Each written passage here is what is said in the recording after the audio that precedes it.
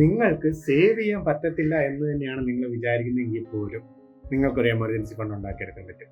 അതാണ് നമ്മൾ ഇന്നത്തെ വീഡിയോയിലൂടെ കാണാൻ പോകുന്നത്. നമ്മുടെ കടങ്ങളെല്ലാം വീടിയിട്ട് അല്ലെങ്കിൽ നമ്മുടെ സാലറി കൂടിയിട്ടാണ് നമ്മൾ സേവിങ്സ് അല്ലെങ്കിൽ എമർജൻസി ഫണ്ട് ഉണ്ടാക്കാമെന്ന് വിചാരിക്കുന്നത്. ഇത് ഒരിക്കലും നടക്കാൻ പോകുന്നില്ല, ഒരിക്കലും നടക്കാത്തൊരു കാര്യമാണ്. അതുകൊണ്ട് തന്നെ നമുക്ക് ഫസ്റ്റ് എമർജൻസി ഫണ്ട് എന്തിനാണെന്ന് ആദ്യം നോക്കാം.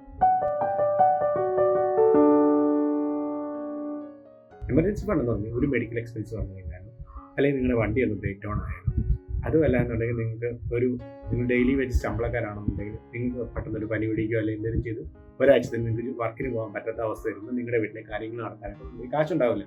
അപ്പോൾ ഇങ്ങനത്തെ സാഹചര്യങ്ങളിലൊക്കെ നമുക്ക് എമർജൻസി ഫണ്ട് ഉണ്ടെന്നുണ്ടെങ്കിൽ നമുക്ക് ഇത് പ്രയോജനം അല്ലേ. എമർജൻസി സിറ്റുവേഷൻസ് എന്തെങ്കിലും വന്നു കഴിഞ്ഞാൽ അത് ഹാൻഡിൽ ചെയ്യാൻ വേണ്ടിയിട്ടാണ് നമ്മൾ എമർജൻസി ഫണ്ട് ഉണ്ടാക്കിയെടുക്കുന്നത്. അപ്പോൾ നമുക്ക് എമർജൻസി ഫണ്ട് എങ്ങനെ ഉണ്ടാക്കാം നമുക്ക് നോക്കാം.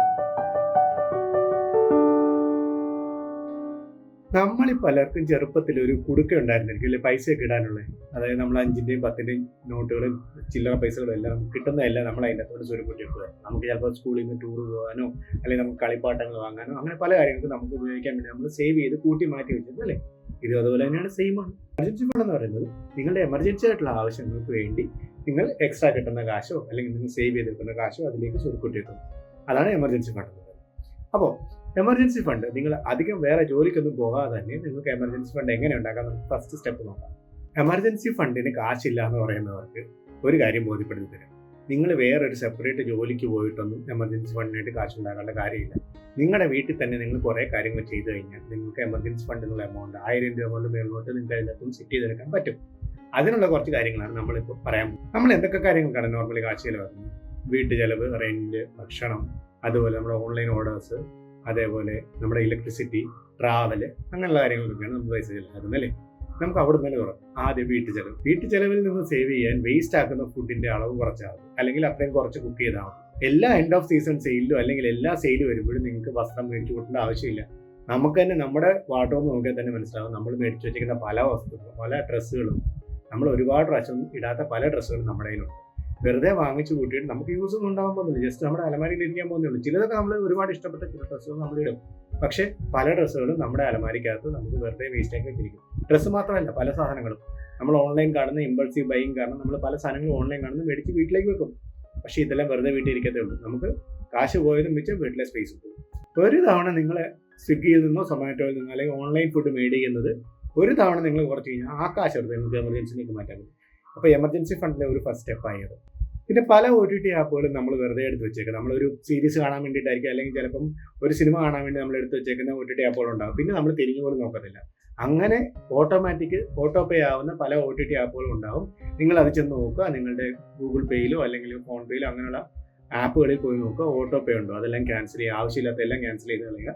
നിങ്ങൾക്ക് ആവശ്യമുള്ള നിങ്ങൾ യൂസ് ചെയ്യുന്ന ഉറപ്പുള്ള OTT ആപ്സുകൾ മാത്രം നിങ്ങൾ യൂസ് ചെയ്യുക. അതേപോലെ തന്നെ DTH ആയാലും മൊബൈൽ റീചാർജ് ആയാലും നിങ്ങൾ ആനുവലി ചെയ്യാൻ നോക്കുക. ആനുവലി റീചാർജ് ചെയ്ത് കഴിഞ്ഞാൽ അറ്റ്ലീസ്റ്റ് മിനിമം ഒരു മാസത്തെങ്കിലും നിങ്ങൾക്ക് എമൗണ്ട് സേവ് ആയി കിട്ടും. അപ്പോൾ മാക്സിമം കഴിയുന്ന അത്രയും ആനുവൽ പേയ്മെൻറ്റ് ചെയ്യുക.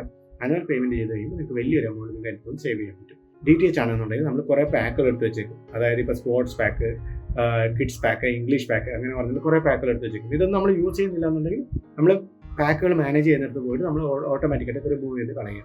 ഇതുകൊണ്ട് നിങ്ങൾക്ക് മന്ത്ലി ഉള്ള എമൗണ്ടും കുറഞ്ഞു കിട്ടും.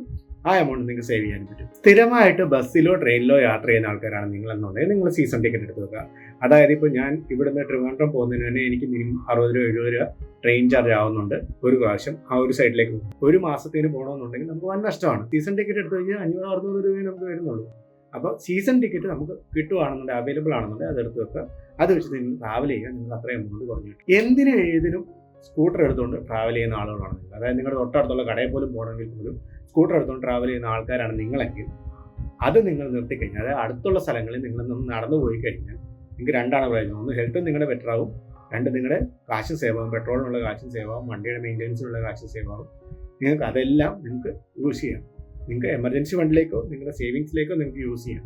സ്മോക്കിങ്, ഡ്രിങ്കിങ് ഇത് നിങ്ങൾ ചെയ്യുന്നുണ്ടെങ്കിൽ നിങ്ങളോട് ഞാൻ നിർത്താൻ പറഞ്ഞു കഴിഞ്ഞാൽ നിങ്ങൾ എന്നെ പൊങ്കാലിടും, അതെനിക്കറിയാം.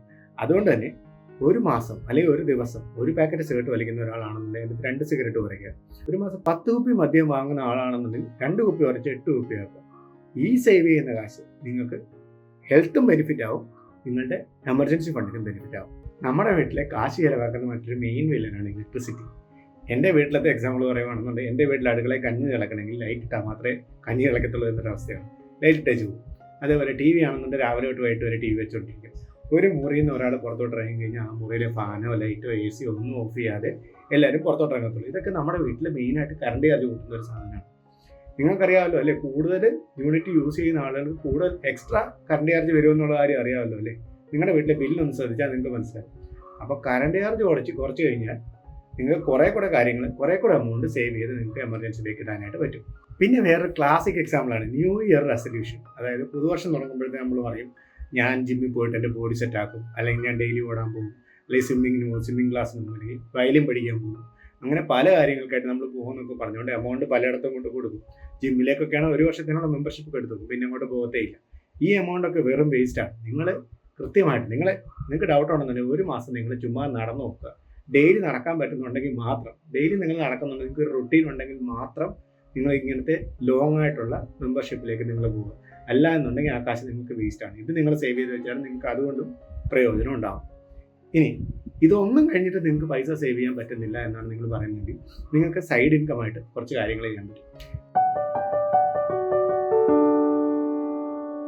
നിങ്ങളുടെ പ്രൊഫഷൻ എന്ത് തന്നെയാണെന്നുണ്ടെങ്കിൽ നിങ്ങൾക്ക് അതിനെക്കുറിച്ച് വീഡിയോ ഉണ്ടാക്കി നിങ്ങൾക്ക് സോഷ്യൽ മീഡിയയിൽ പോസ്റ്റ് ചെയ്യാൻ പറ്റും. കൺസിസ്റ്റൻ്റ് ആയിട്ട് നിങ്ങൾ പോസ്റ്റ് ചെയ്തുകൊണ്ടിരുന്നു കഴിഞ്ഞാൽ നിങ്ങൾക്ക് അതിൻ്റെ അകത്തുനിന്ന് മോണിറ്റൈസേഷൻ എനേബിൾ ആയിട്ട് നിങ്ങൾക്ക് ഒരു വരുമാനം അതിൽ നിന്ന് കിട്ടും. നിങ്ങളൊരു പെയിൻറ്റർ ആണെങ്കിൽ പോലും പെയിൻറ് ചെയ്യുന്നത് എങ്ങനെയാണെന്നുള്ള പല രീതികൾ നിങ്ങൾക്ക് ടെക്നിക്കായിട്ട് കാണിച്ചു കൊടുക്കും. നിങ്ങളൊരു ഇലക്ട്രീഷ്യൻ ആണെങ്കിൽ നിങ്ങൾക്ക് അതിനെക്കുറിച്ച് ചെയ്യാൻ പറ്റും. അതേപോലെ നിങ്ങളൊരു ടീച്ചർ ആണെന്നുണ്ടെങ്കിൽ ക്ലാസ്സുകൾ എടുത്തുകൊണ്ട് യൂട്യൂബിൽ വീഡിയോസ് ഇടാൻ പറ്റും. നിങ്ങൾക്ക് വീട്ടിൽ കേക്ക് ഉണ്ടാക്കാൻ പറ്റും, നിങ്ങൾക്ക് ഡാൻസ് പഠിപ്പിക്കാൻ പറ്റും, പാട്ട് പഠിപ്പിക്കാൻ പറ്റും, പല കാര്യങ്ങളും നിങ്ങൾക്ക് ചെയ്യാൻ സാധിക്കും. അപ്പോൾ നിങ്ങൾക്ക് സൈഡായിട്ട് അതൊരു നിങ്ങളുടെ പാഷനാണെന്നുണ്ടെങ്കിൽ അതിനെ ഫോളോ ചെയ്യാനും പറ്റും. നിങ്ങൾക്ക് അതിൻ്റെ അകത്ത് ഒരു സൈഡ് ഇൻകം ഉണ്ടാക്കി എടുക്കാനും പറ്റും.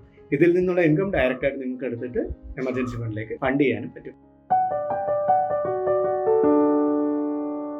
3 തൊട്ട് 6 മാസം വരെയുള്ള നിങ്ങളുടെ അത്യാവശ്യ ചെലവുകൾക്കാണ് എമർജൻസി ഫണ്ട് യൂസ് ചെയ്യുന്നത്. അപ്പോൾ 3 തൊട്ട് 6 മാസം വരെയുള്ള അത്യാവശ്യ ചെലവുകൾക്കുള്ള എമൗണ്ടാണ് നിങ്ങളെടുത്ത് മാറ്റി വെക്കേണ്ടത്. നിങ്ങൾ ഒരു മാസത്തെ അത്യാവശ്യ ചെലവ് 15,000 രൂപയാണെന്നുണ്ടെങ്കിൽ 3 മാസം തൊട്ട് 6 മാസം വരെ, അതായത് 15,000-ൻ്റെ 3 മാസം, അതായത് 45,000 രൂപ തൊട്ട് 90,000 രൂപ വരെയാണ് നിങ്ങൾ എമർജൻസി ഫണ്ടിലേക്ക് സേവ് ചെയ്ത് വെക്കേണ്ടത്. ഇനി എവിടെയാണ് ഈ എമർജൻസി ഫണ്ട് വേണ്ടത്? നിങ്ങൾക്ക് സെപ്പറേറ്റ് ഒരു സീറോ ബാലൻസ് സേവിങ്സ് അക്കൗണ്ടാണ് ഇതിനായിട്ട് വേണ്ടത്. അതാണ് ഏറ്റവും പ്രിഫർ ചെയ്യുന്നത്. കാരണം എന്ന് വെച്ചാൽ നിങ്ങളുടെ മെയിൻ അക്കൗണ്ട് വെച്ച് കഴിഞ്ഞാൽ അതുമായിട്ട് നിങ്ങളുടെ എക്സിസ്റ്റിംഗ് മണിയുമായിട്ട് എന്തെങ്കിലും ഉണ്ടെങ്കിൽ തന്നെ അതുമായിട്ട് പഴിഞ്ഞു പോകും, അല്ലെങ്കിൽ നിങ്ങൾ അതിനകത്ത് കാശത്ത് ചിലവാക്കാനുള്ള ചാൻസ് കൂടുതലാണ്. അതുകൊണ്ട് സെപ്പറേറ്റ് ഒരു എമർജൻസി ഫണ്ടാണ് വേണ്ടത്, ഒരു സേവിങ്സ് അക്കൗണ്ടാണ് വേണ്ടത്. ഇതിൽ പലിശയല്ല നോക്കുന്നത്, അത്യാവശ്യമായിട്ട് എപ്പോഴൊക്കെ നിങ്ങൾക്ക് കാശ് വേണമോ അപ്പോഴെല്ലാം കാശ് കിട്ടുന്നുണ്ടോ എന്നാണ് നോക്കുന്നത്. അതുകൊണ്ട് തന്നെ സെപ്പറേറ്റ് ഒരു സീറോ ബാലൻസ് അക്കൗണ്ട് കിട്ടിയാൽ അത്രയും നല്ലത്. പലിശ കൂടുതലുള്ള അക്കൗണ്ടാണ് അത്രയും വളരെ നല്ലത്. എമർജൻസി ആയിട്ടുള്ള ആവശ്യങ്ങൾക്ക് അതിൽ നിന്ന് കാശ് നിങ്ങൾക്ക് വലിക്കാം. എമർജൻസി ആയിട്ട് ഉള്ള ആവശ്യങ്ങൾക്ക് മാത്രമേ വലിക്കാവൂ. നിങ്ങളുടെ പേഴ്സണൽ നീഡ്സ് അല്ലാത്ത ആവശ്യങ്ങൾക്കുള്ള വാൺസിനായിട്ടൊന്നും നിങ്ങൾ കാശ് വലിക്കാൻ പാടില്ല. പിന്നെ ഇതിലേക്കുള്ള എമർജൻസി ഫണ്ടിലേക്കുള്ള എമൗണ്ട് ആയിക്കഴിഞ്ഞാൽ അതവിടെ നിർത്താം. ഇപ്പം 90,000 രൂപ വരെ എക്സാമ്പിൾ പറഞ്ഞു കഴിഞ്ഞാൽ ആയിക്കഴിഞ്ഞാൽ നിങ്ങൾ എമർജൻസി ഫണ്ടിനുള്ള ആവശ്യത്തിനുള്ള എമൗണ്ട് ആയിട്ടുണ്ടെങ്കിൽ അത് അവിടെ വെച്ച് നിർത്താം. പിന്നീട് നിങ്ങൾ അതിൻ്റെ അകത്ത് നിന്ന് കാശ് എടുക്കുന്നുണ്ടെങ്കിൽ മാത്രം അത് അതിൻ്റെ അകത്തേക്ക് അടുത്ത മാസങ്ങളിൽ കുറച്ചിട്ട് ഫില്ല് ചെയ്ത് വെച്ചാൽ മതി. ഇത്രയും കാര്യങ്ങൾ മനസ്സിലായ സ്ഥിതിക്ക് ഇന്ന് തന്നെ ഞാൻ എമർജൻസി ഫണ്ട് സ്റ്റാർട്ട് ചെയ്യുമെന്ന് ഉറപ്പുള്ളവർ, അല്ലെങ്കിൽ സ്റ്റാർട്ട് ചെയ്യാൻ തയ്യാറുള്ളവർ സ്റ്റാർട്ടഡ് എന്ന് പറഞ്ഞുകൊണ്ട് താഴെ കമൻറ്റ് ചെയ്യുക. ഈ വീഡിയോ ഒരാൾക്കെങ്കിലും ഉപകാരപ്പെട്ടിട്ടുണ്ടെങ്കിൽ അവർക്ക് വേണ്ടി ഷെയർ ചെയ്ത് കൊടുക്കുക.